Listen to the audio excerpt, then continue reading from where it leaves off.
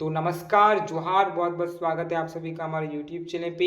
दोस्तों आज की इस वीडियो में बात करेंगे BBMKU UG semester 4 history major paper 6 की, जिसमें आज हम लोग पढ़ेंगे दोस्तों इटली का एकीकरण।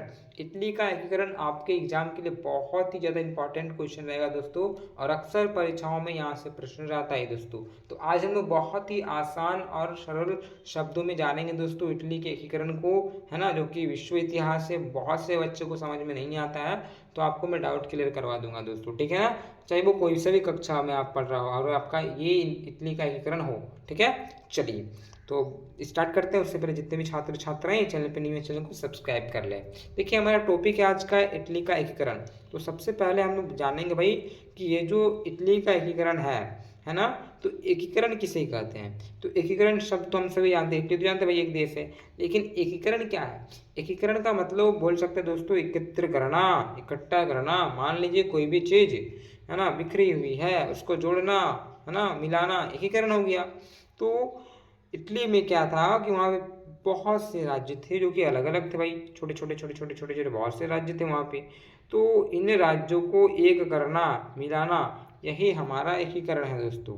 तो आज हम लोग पूरा का पूरा इटली का एकीकरण पढ़ेंगे। इससे पहले मैंने आपको जर्मनी का एकीकरण बताया था, उससे अगर नहीं देखा है तो जाके चैनल पे देख सकते हैं दोस्तों, ठीक है। मैंने वीडियो बना रखा है उसका भी, इटली का एकीकरण, ठीक है, और जर्मनी का एकीकरण, दोनों एकीकरण आपका आज क्लियर हो जाने वाला है। चलिए तो इटली का एकीकरण जानेंगे दोस्तों।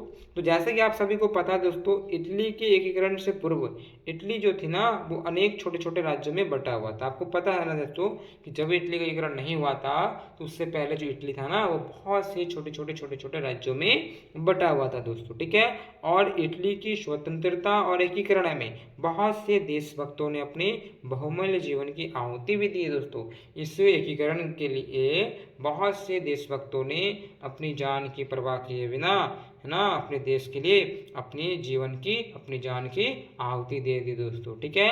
इसी क्रम में हम लोग कुछ ऐसे लोगों को पढ़ेंगे, कुछ ऐसे नाम आपके बारे में यहाँ देखने को मिलता है अक्सर परीक्षाओं में, जैसे जेसीपी मैथेसनी, है ना, गेरिबाल्डी, इमैनुअल द्वितीय, है ना, ठीक है। ये चीज़ें आप लोग पढ़िएगा दोस्तों। तो इसी प्रकार से बहुत से देशभक्तों ने जब अपना यहाँ पे जान भी लगा सकता है देश के लिए, तो कुछ इंपॉर्टेंट नाम है, जैसे कि आपको 3 नाम देखने को मिलेगा। एक भाई सबसे पहले तो जेसीपी मैथेसनी, इसको इटली का आत्मा भी कहा था दोस्तों, है ना।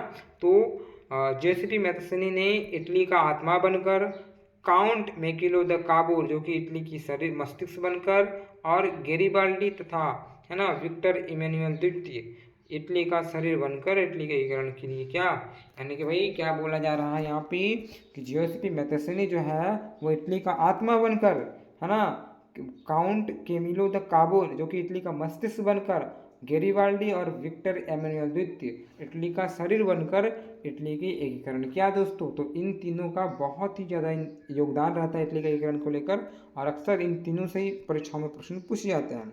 तो अभी हम लोग थोड़ा सा पढ़ेंगे दोस्तों कि इटली का एकीकरण में जो जेएसपी मैथेसनी है इसका क्या योगदान था दोस्तों, ठीक है ना। चलिए तो दोस्तों जेएसपी मैथेसनी इटली के एकीकरण के लिए कार्बनरी के गुप्त संगठन का सदस्य बना। देखिए जेएसपी मैथेसनी जो है उन्होंने क्या किया, इटली की एकीकरण के लिए एक गुप्त संगठन होता है, कार्बनरी के गुप्त संगठन में सबसे पहले उसका सदस्य बना। और उसके सदस्य बनने के बाद क्या हुआ, उन्होंने, है ना, 2 गुप्त संगठन बनवाए। एक का नाम था दोस्तों मार्शई के यंग इटली और बर्न में यंग यूरोप। भाई क्या किया इन्होंने, सबसे पहले जेएसपी मैथेसनी ने इटली के एकीकरण के लिए कार्बनरी के गुप्त संगठन के सदस्य बने, और सदस्य बनने के बाद इन्होंने क्या किया, 2 गुप्त संगठन बनाए। कौन कौन से, एक तो मार्शई में यंग इटली, क्या बोला दोस्तों, यंग इटली, और बर्न में यंग यूरोप, यंग इटली और यंग यूरोप, ये 2 गुप्त संगठन उन्होंने बनवाए दोस्तों, ठीक है। और इस संगठन के माध्यम से जेएसपी मैथेसनी जो थे ना लोगों को इटली के एकीकरण के लिए जागरूक क्या करते थे। 2 गठन संगठन बनाए गुप्त रूप से इटली में।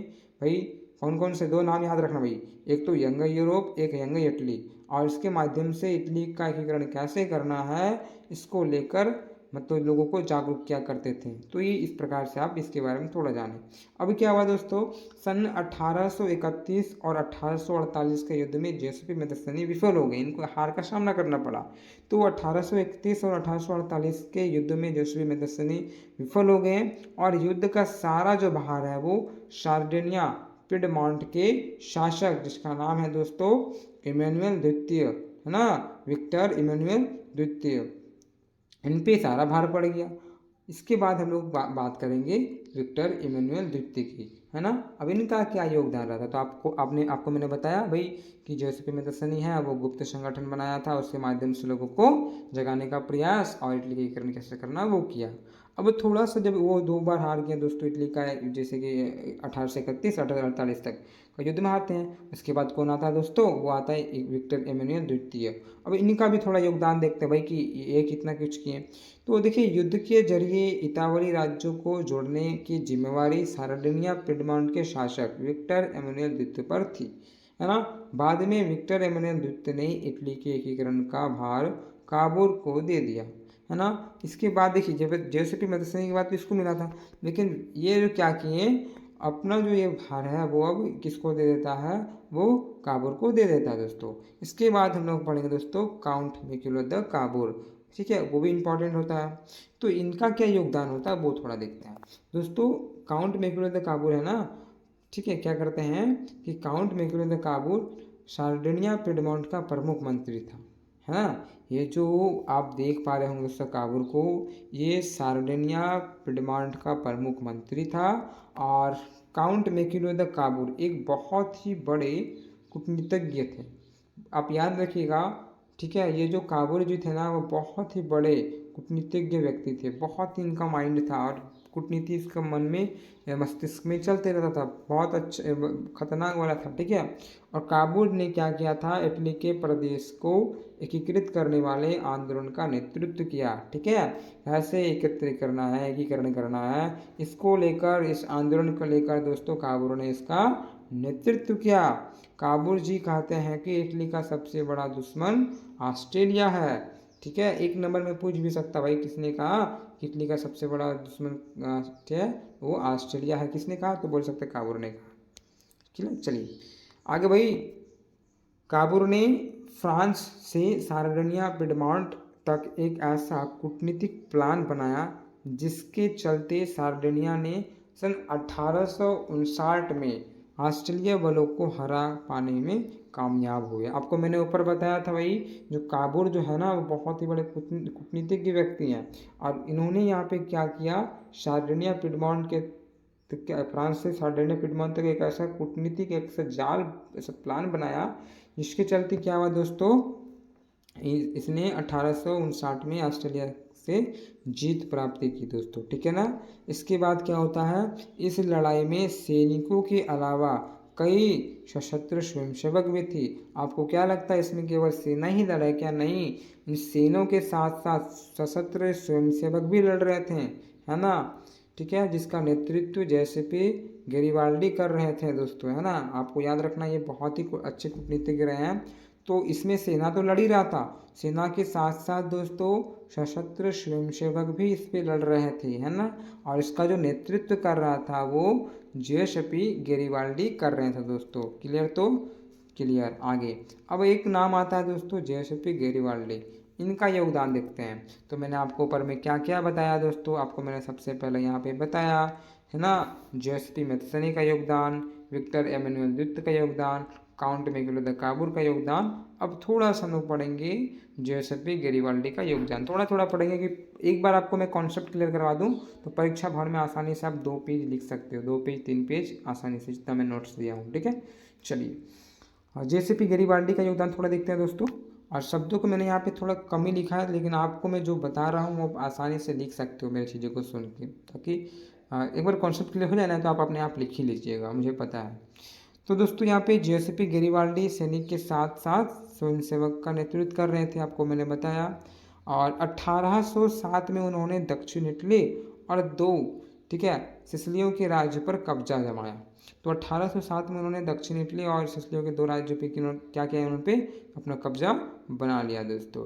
उन्होंने स्थानीय किसानों का समर्थन जीता और फिर से स्पेनी शासक को सत्ता से हटा दिया दोस्तों।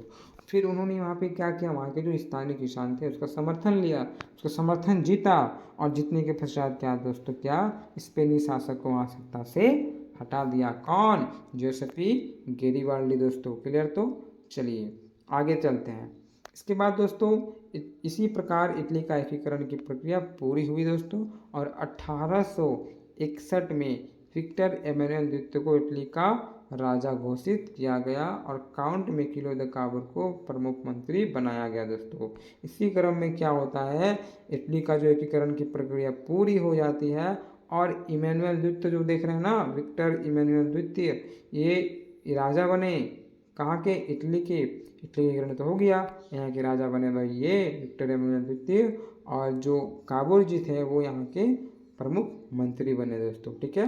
चलिए, और जब 1861 को विक्टर एमैनुएल द्वितीय को इटली का राजा घोषित किया गया, उस समय इटली पूरी तरह से दोस्तों एकीकृत नहीं हुई थी। तो कहीं कहीं आपको देखने को मिलेगा भाई कि 1861 में ने सबको बता दिया कि 1861 में पूरा एकीकरण कंप्लीट हो गया, तो पूर्ण रूप से तो वो कंप्लीट नहीं हुई थी दोस्तों। ठीक है, ये बात का भी आप लोग ध्यान रखना है। लेकिन हाँ, राजा ये यहाँ पे बन गए थे दोस्तों, राजा यहाँ पे घोषित कर दिया गया था, लेकिन पूरी तरह से इटली का एकीकरण नहीं हुआ था। उस समय रोम पोप के अधीन था तथा 1871 में रोम इटली में शामिल हो गया दोस्तों। और इसी तरह क्या होता है कि 1871 में इटली का एकीकरण हुआ।